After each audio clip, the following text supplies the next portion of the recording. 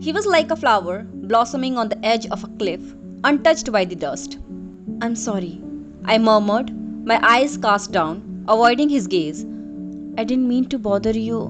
"Today," he started, but then he let the sentence trail off. I knew what he wanted to say. I was supposed to be celebrating Miles' birthday, but not showing up there with Rowan. That thought snapped me back to the present. I shoved the bouquet into his arm and said hurriedly, "Happy birthday." A long silence followed. I glanced at him, only to find him staring at the flowers, not looking very pleased. After a while, he let out a bitter chuckle. "Sonia, he didn't want these, did he?" "What?" His mood was off, and my eyes fell on the bouquet, a sinking feeling in my chest.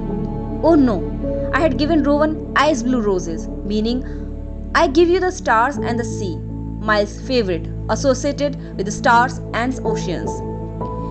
Waking up with scrambled memories, I had been so focused on finding Rowan that I overlooked these details. I apologized. "I'm sorry "Thank you for the birthday gift," Rowan said stiffly. "It's getting late. Let the driver take you home." He turned to leave. Quickly, I grabbed the hem of his jacket. "Wait!" Rowan hadn't expected that, and when he stopped, I stumbled, crashing into his back. His tailored suit had a splash of colorful flowers on it. Rowan turned, looking down at my hand, silent for a long time. Stubbornly, I said, "Rowan, I'm not going home." His expression was somber. "Sonia, how are you planning to torment me like this time?" That was a difficult question to answer. In my memory, Rowan and I had just gotten married, and we were in the middle of a fight. I was 23 and he was 28. The arguments were mostly one-sided, with me throwing hurtful words his way, even choosing gifts that would cut deep. I was like the boy who cried wolf. After a while, he stopped believing me. Thinking back on how I would cleared up misunderstandings in the past, I decided to go with a direct approach. I was ready to tackle Rowan head-on. Despite his distant demeanor, Rowan was surprisingly easy to appease. But at the moment, that might not work.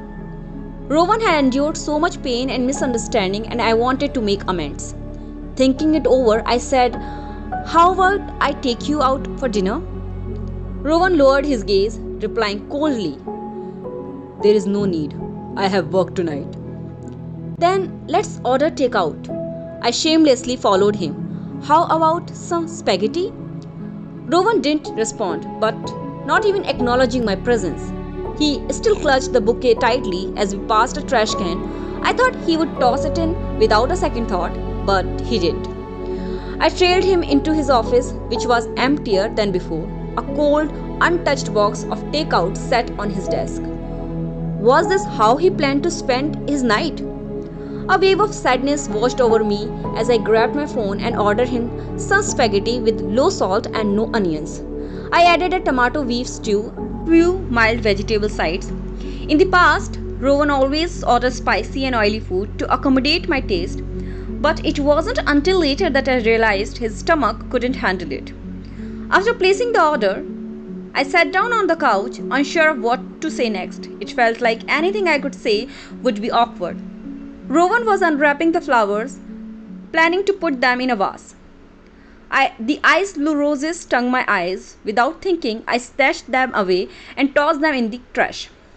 He looked at me surprised as blood welled up from a pricked thumb and sighed wearily. "Sonia, have you had enough?" No, I suppressed my frustrations, annoyed at his resilience and lack of anger. "You don't want them? I'll get you something else." Rowan rapped at his wound with a tissue, his eyes cast downward in resignation. "Just forget it," he muttered. Ignoring him, I grabbed the trash, leaving a quick wait here before rushing out. The summer evening was lined with street vendors selling flowers. Though not as extravagant as those in upscale shops, they were charming. I screwed several stalls, buying all the red roses I could find and wrapping them in a simple paper. As I finished, the takeout arrived and I lushed everything back upstairs. The 19th floor was even quieter than before. The few employees working late had left, only Rowan's office had a small light on. I tiptoed in.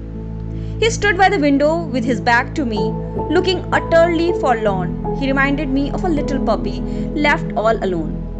The door banged as I struggled with the heavy packages. Rowan stiffened, turning around to see me nearly buried under everything. "Hey, don't just stand there, help me out," I panted. He seemed surprised I had returned but quickly moved to take the flowers and food, slipping an arm to lead me to the couch. Catching my breath, I wiped the sweat from my brows and grinned. "These are for you. I bought every rose on the street." Rowan's handsome face was momentarily blank. Great, he wasn't used to this kinder version of me.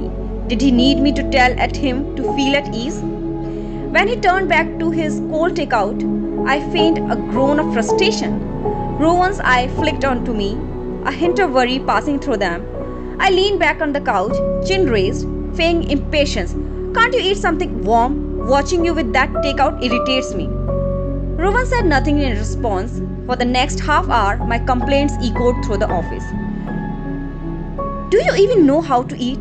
Can't you see that big piece of beef? Not eating your veggies?